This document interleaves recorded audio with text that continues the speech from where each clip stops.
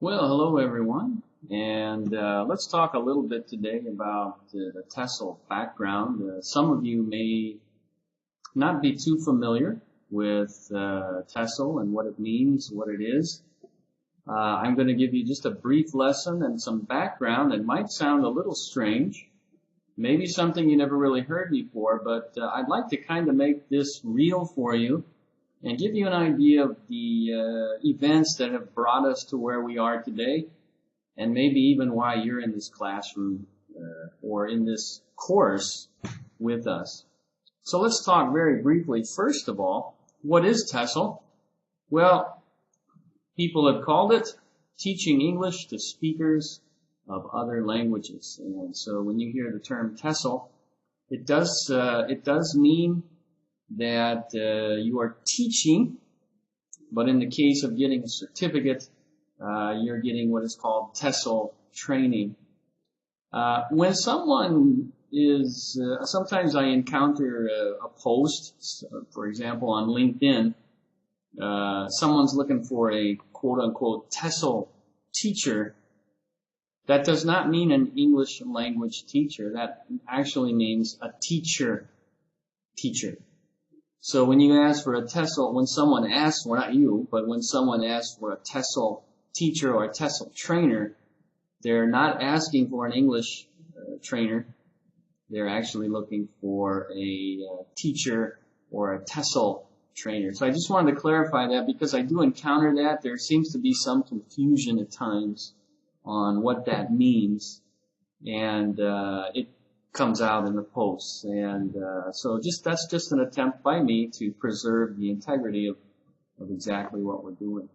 Now let's move forward and let's talk a little bit about English. English is the international language of business and commerce, education. A lot of things related to education are found in English. A lot of research, a lot of science, a lot of different textbooks these days are coming out more and more in English, and so we could say it is an international language of education.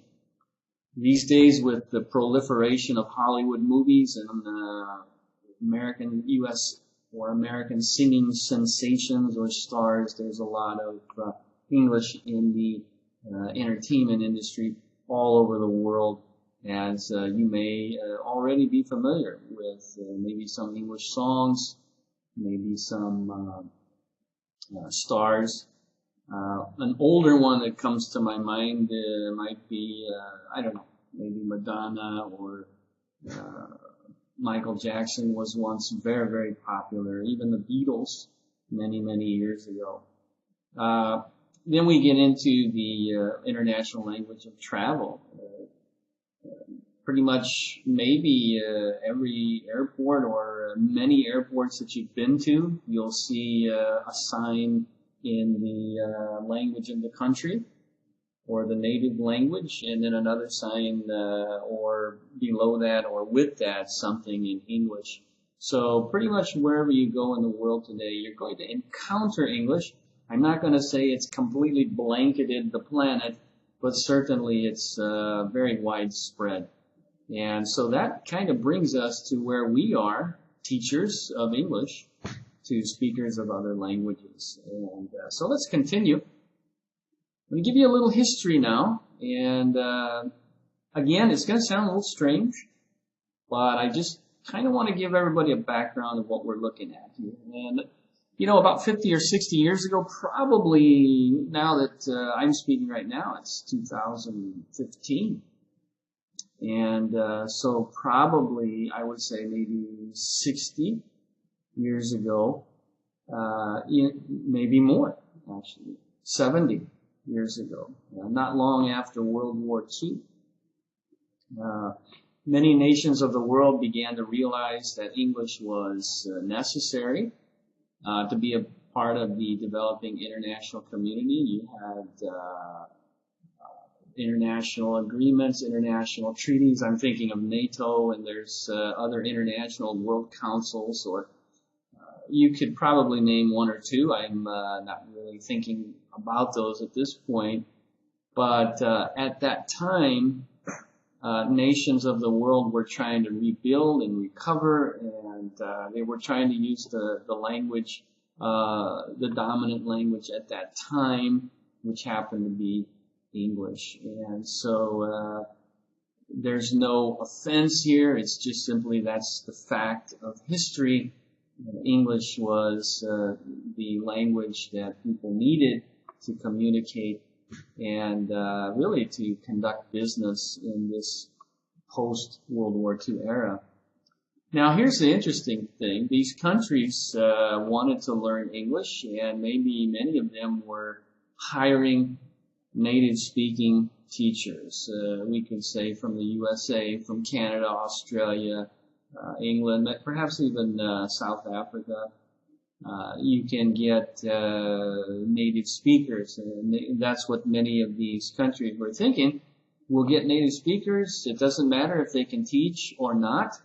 What we need is someone who can speak the language, and then there's maybe some magic that's going to brush off on us, or that we'll get from these native speakers. Now, remember, I'm talking in the past.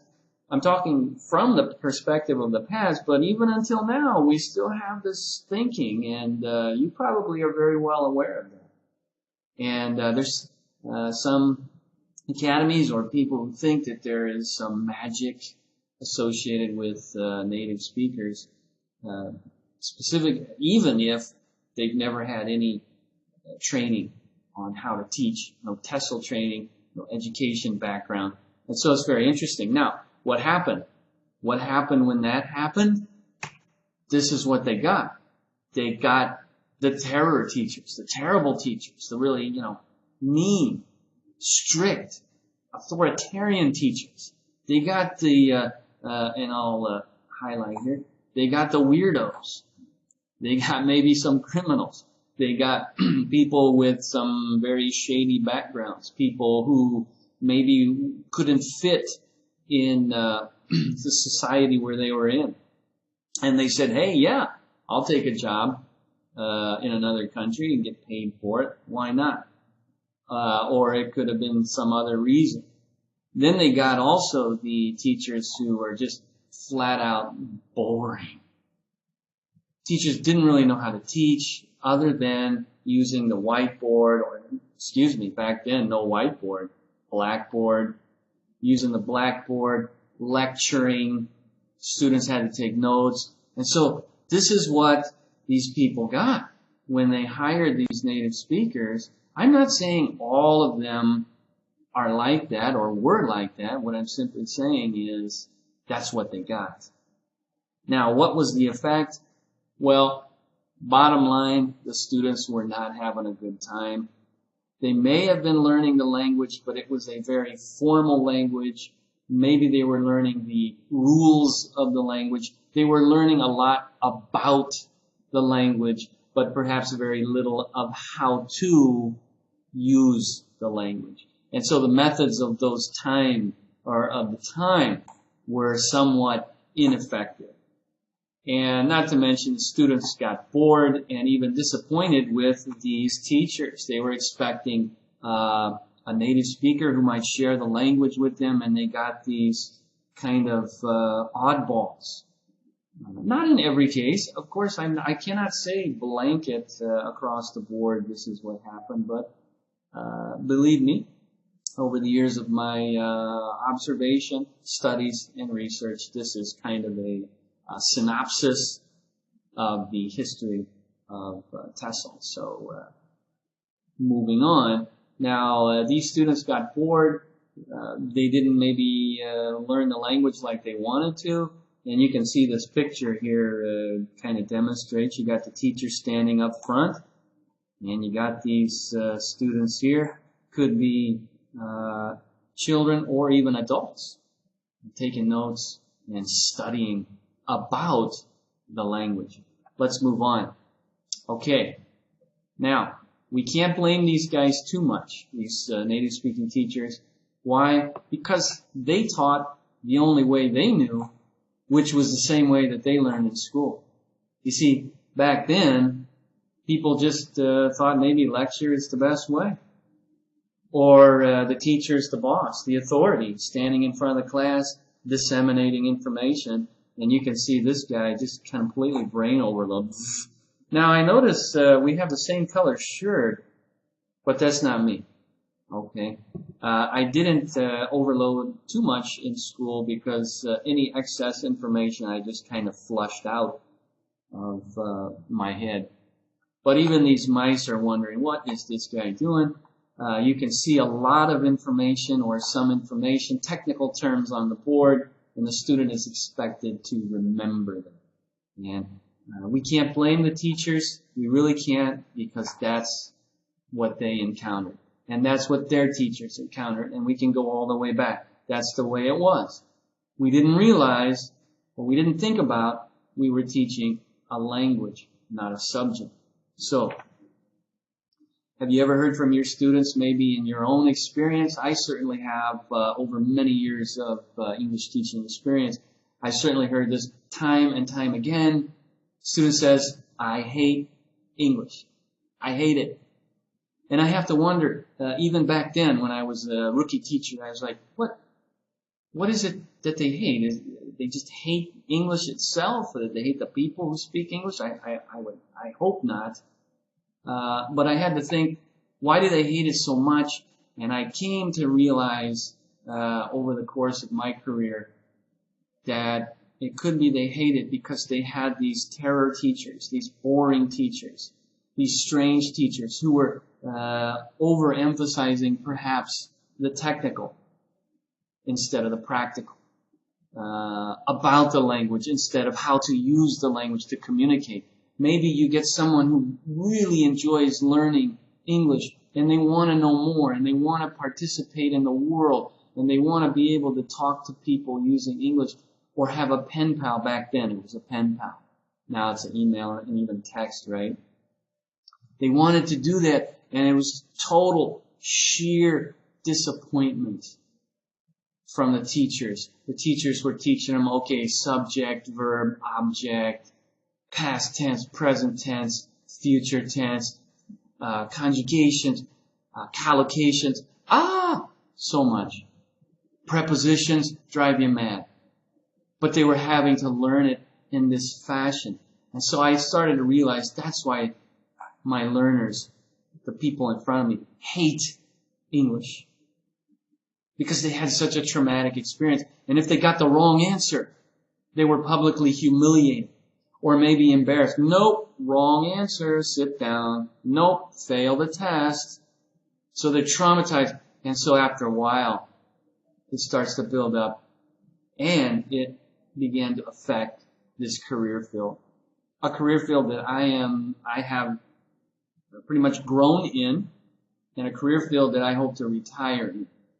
And so it directly affects me, and it directly affects you. So let's look at maybe some technical stuff.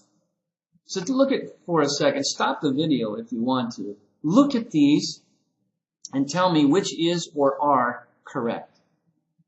Number 1, 2, 3, 4, 5, 1 and 2, 1 and 3, I don't know. You tell me. Of course, I can't hear you, but think to yourself, pause the video, which one, or not which one, I'm sorry, which is or which are correct. Okay, you had a chance to look at these. You got, I'm going to the mall later, I will go to the mall later, I am going to go to the mall later, I'll be going to the mall later, I'm going to go to the mall later. Maybe you're looking at these and you're thinking, maybe 1 or 2 is correct, the others are not correct. Maybe you're thinking, I can't really explain it, but I think just a couple of these are good, the other ones are not good. Let me give you the answers. Okay? Surprise! All of these are possible in a conversation. If you're taking an exam, that depends on the teacher. If you're taking an English proficiency test, that depends on what angle they're looking at. But I'm telling you right now, from the perspective of growing up in English, all of these are possible. Every one of these. Now, you have some of you that might say, well, you can't say going to unless you have already planned it. Grammar. You can't say, I will go to, unless you decided at the time of speaking that you're going to go. No? I'm going to go to sounds redundant. Grammatically speaking, it's redundant. I will be going to. Wait a minute, you're combining a decision and a plan together. You can't do that. Some teachers, maybe, you can't do that. And then you've got the final one, slang. That's slang. You can't use slang. But the bottom line is, if you went to, I'm American, so I have to say, if you went to the United States, you're going to encounter all of these. And you know what? I can use any one of them and still be understood. Didn't you understand them? Even if I told you, or if I showed you only one of these, for example, I'm going to go to the mall later. Did you understand? Yes, that's the point, guys.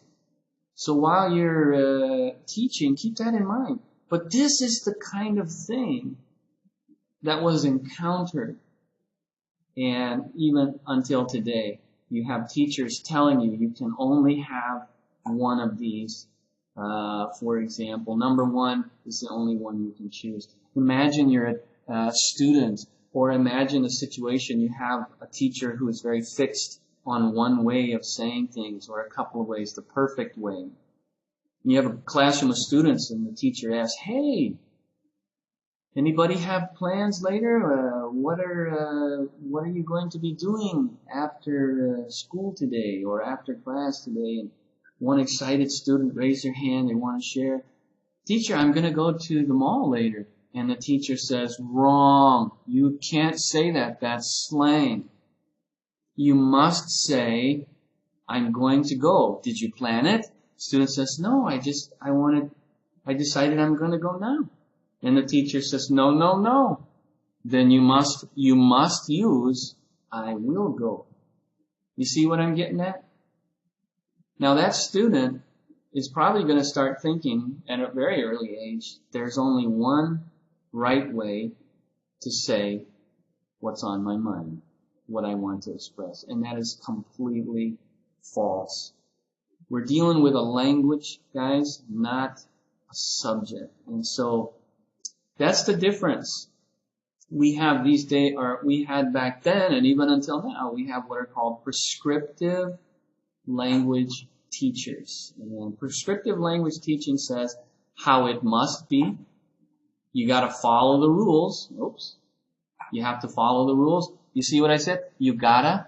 That's just the way that people speak. If you prepare a student for perfect English and they go out into the real world, they're going to be lost. You see? We got to prepare them for real communication. We can teach them, of course, the correct way, quote unquote, correct way, or the right way, quote unquote, but they have to be exposed to all the ways. Okay? You can't make them fit just one little pattern, because they will get lost in the real world. The prescriptive language teacher talks about making correct sentences. There's only black and white. And there's only wrong and right. Pass or fail. Pass the test, fail it. So, I take a test. I just write, it's an essay type maybe, and I write, I'm gonna go to, or I'll be going to the mall later. Teacher marks it wrong because it didn't follow the specific pattern of going to or will. How does that student feel now? The student expressed themselves. I could easily understand what they're trying to say. So you see what's going on with the prescriptive. Let's move on. I wish I had more time. I could go on and on about this, because not only back then, but until now, this is all over the English language teaching industry. This kind of thinking. And it has to stop. Because people are hating English and starting to really dislike the whole career field. And I'm sorry to say that. Okay? But you know what? Over the years, research began to emerge. You had people like, I like to call Stephen Krashen the grandfather, and I like to call Noam Chomsky the godfather of linguistics or language acquisition. We started to come out with some really good books, research materials. Rod Ellis is a very well-known person, Vivian Cook, and there are more. And when you get out there and start reading the materials, you're going to see some names that keep popping up. And that doesn't matter. What matters is the research started coming out. People started to think about it, how people learn a language. I could prove it through quantitative research, qualitative research. We could start to show how people learn the language. And all of this started to come out, and we started to realize, hey, there's a better way. And so research began to develop, and all these ways of teaching English started to come out. We don't have to teach it. Teacher in front of the class, right, wrong, pass, fail. You can look at this picture here. You can't even tell who the teacher is, because the teacher's blending in. Why? The teacher is not just the boss. The teacher's facilitating. The teacher's helping. It's in a comfortable environment. Look here. This teacher's actually having fun.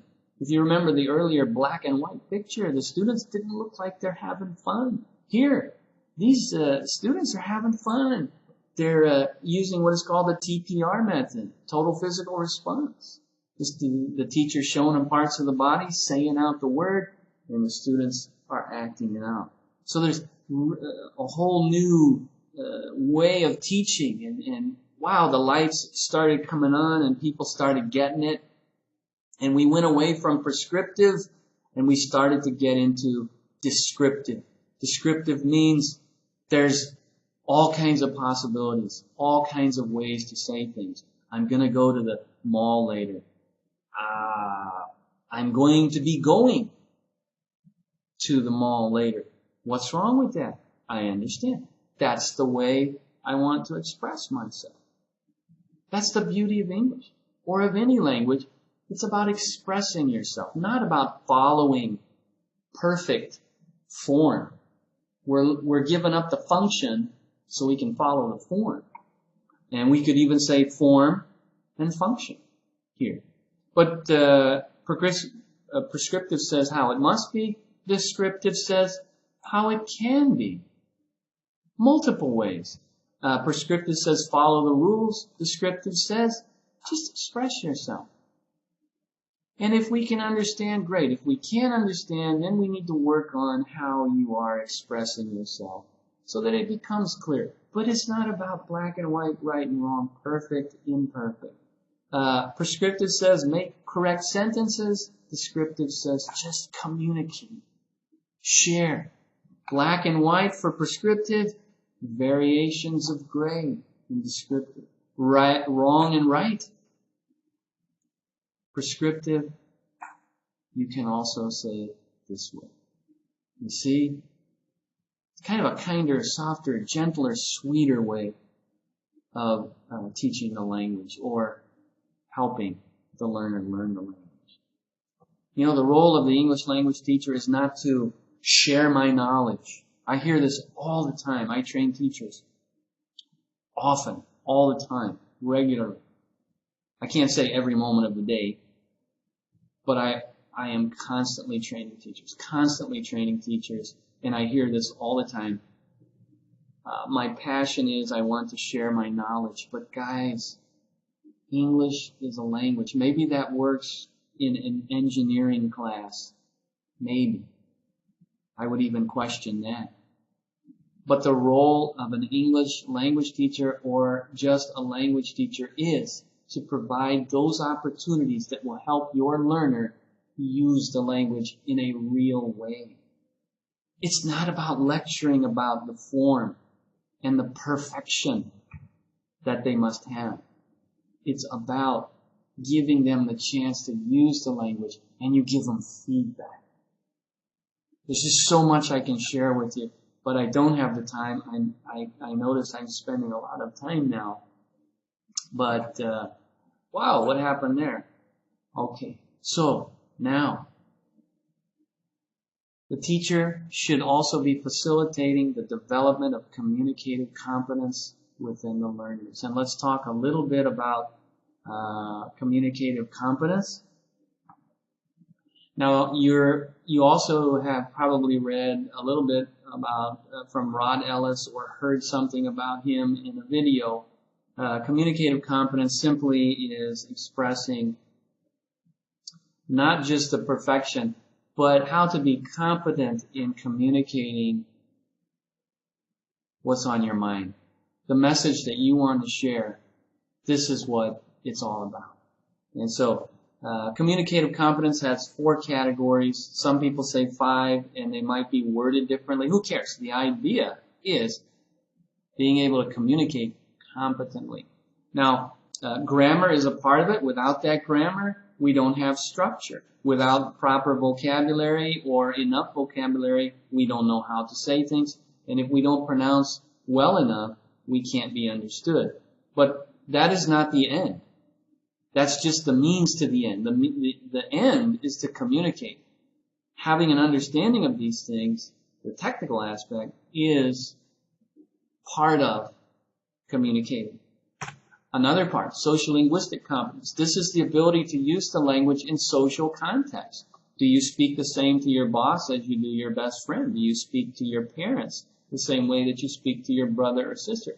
There has to be a change. I can't tell you how many times I've encountered specifically younger people who like to use the bad words to try and impress others, maybe native speakers. I've encountered this a lot. I've been in certain countries, I won't say, but this is the way that they use the language, hoping to impress. What they don't realize is that doesn't impress anybody. It makes a lot of people think you're kind of nasty or naughty or mischievous.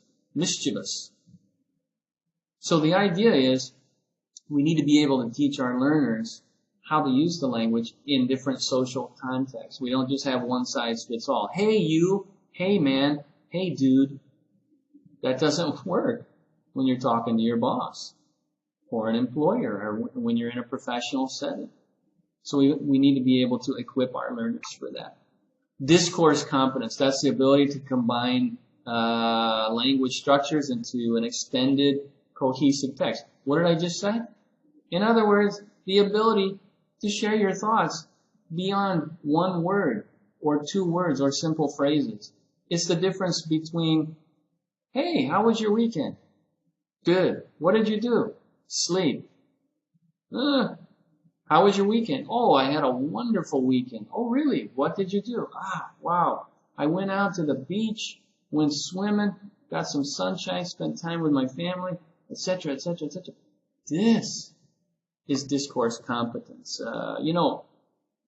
When you're interacting with people and you give short, one-word, simple phrases, it gives the other person possibly the impression you don't want to talk to me. So this is part of the competence of learning a language. Then finally, we have what is called strategic competence. Shh. Yeah, I got the finger there. I'm leaning forward. That's strategic competence. Imagine. Shh. What do you think of me there? You probably think I have a flat tire. Okay? So strategic competence, I'm simplifying it tremendously, but it's raising and lowering your voice. It's modulating your voice. It's using body language, gestures, facial expressions, all kinds of different ways beyond just the technical part. And so that's strategic competence. Imagine you ask someone, how are you today? Happy. Good. What? What is that? Let's try it again. How are you today? Good. Great. I had a wonderful day. You see? Now, not every culture incorporates this. I understand. But the bottom line here is to be able to use a strategic way of emphasizing or enforcing or broadening your ability to communicate. Okay? And so that's communicative competence. Sometimes it's called technical. Sometimes it's called grammar. I don't really care. The idea there is it's the form. All right. Well, you know, communicative competence is real world English. That's how people communicate. You can see people interacting. I can imagine a smile here and a stare here. You have somebody's trying to express themselves, and they're probably using a common register, which means a common vocabulary that they understand, a business vocabulary, or again, an engineering type vocabulary, whatever the case may be. Now, as a result of all that stuff that I just mentioned to you, there are two basic requirements that countries have for native speakers and other people.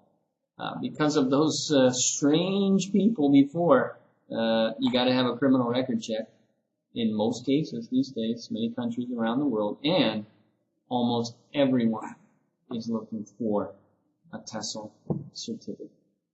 And I hope that what you learn in this course will make you a very good teacher. Please do not discount TESOL training. It's not just a piece of paper, but it's something you need to give quality to this career field.